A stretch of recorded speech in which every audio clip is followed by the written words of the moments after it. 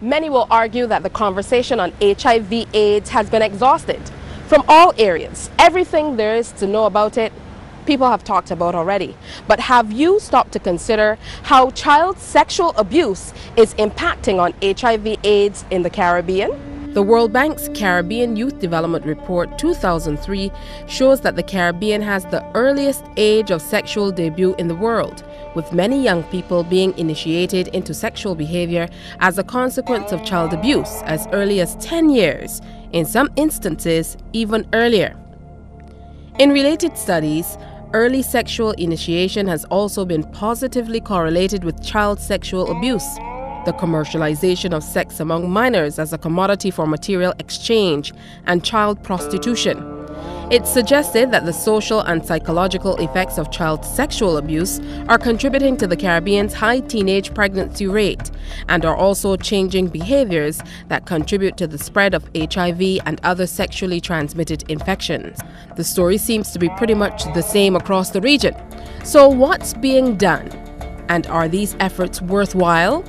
Across the Caribbean, individuals and organizations alike are working in unconventional ways to give a voice to the once voiceless, abused child. The Bruce Reed Project is a non-profit organization with a vision to facilitate the end of child sexual abuse in Barbados, the Caribbean, and worldwide. I started the project because of personal experience. I'm still experiencing the effects of child sexual abuse. Day to day, it is a struggle working, having individuals understand your perspective and the way you do certain things and why you do certain things is a challenge because, you know, people don't really understand what abuse does to you as a child. Meanwhile, movies, too many to mention, have set the silver screen ablaze over the years, chronicling what are often described as true life, ripped from the headline stories of abuse. But none has been as effective and impactful in at least sparking conversation on this taboo topic as the two installments of Hush, the movie, tales of Caribbean people like you and me who deal with issues like child abuse head on. I got up one morning very early, which is unusual because I'm a late person. And I heard God's voice saying to me, I want you to begin to write movies that will teach the nations my principles. And the first movie that I did was Hush One, which dealt with teenage pregnancy and abortion.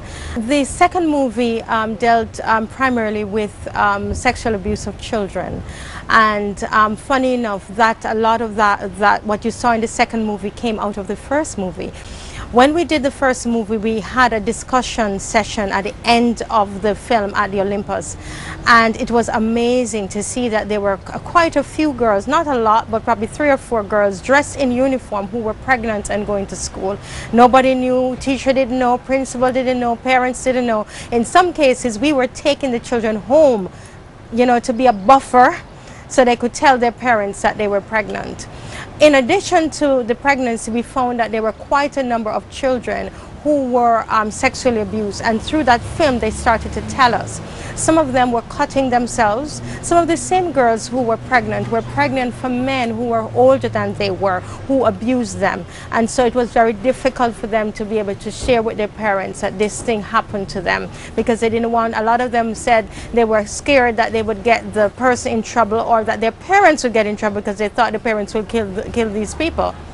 So the movie really came out of that. The second one, there was such a need to be able to address the situation.